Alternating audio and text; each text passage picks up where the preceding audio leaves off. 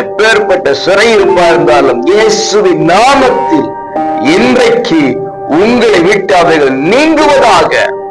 சிறையிருப்பை திருப்புவேன் என்று சொன்ன தேவன், மாற்றி போடுவேன் என்று சொன்ன தேவன் உரையாதவராக இருக்கிறார். நிச்சயம் சிறையிருப்பு மாறப்போகிறது.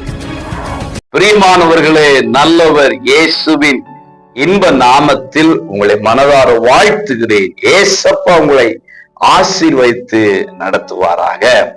ஆமோஸ் 9:14 என் ஜனமாக இஸ்ரவேலின் சிறையிருப்பை திருப்புவேன். பிரியமானவர்களே, கர்த்தர் இன்றைக்கு உங்களை அவருடைய ஜனம் என்று அழைக்கின்றார். நீங்கள் அவருடைய ஜனமாக இருக்கிறீங்களா? அவருடைய ஜனமாக நீங்கள் வாழ்ந்து கொண்டிருக்கிறீர்களா?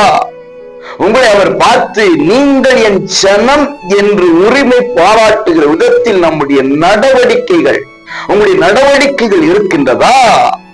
அப்படியானால் ஒரு ஆசீர்வாதத்தை, ஒரு வாக்குத்தத்தத்தை கர்த்தராகி ஆண்டவர் இயேசு உங்களுக்கு கொடுக்கிறார்.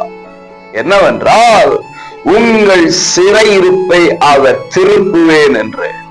இன்றைக்கு என்ன சிறையிருப்பின் அனுபவமாக இருந்தாலும், மனதளவிலே சரீரத்தில் ஒரு கட்டுண்ட ஒரு நிலைமையாய் இருந்தாலும், திறமை இருக்கிறது, தாளந்து இருக்கிறது, அதை வெளிப்படுத்த வாய்ப்புகள் மறுக்கப்பட்ட நிலைமையில் ஒரு அடிமைத்தன நுகத்திலே சிறையிருப்பு போன்ற ஒரு சூழலில் நீங்கள் வாழ்ந்து கொண்டிருந்தாலும் கர்த்தர் சொல்லுகிறார், அதை நான் திருப்புவேன் என்று.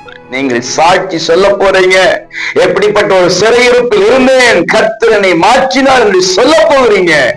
அப்படிப்பட்ட நாள் இந்த நாளாக மாறட்டும். God bless you all.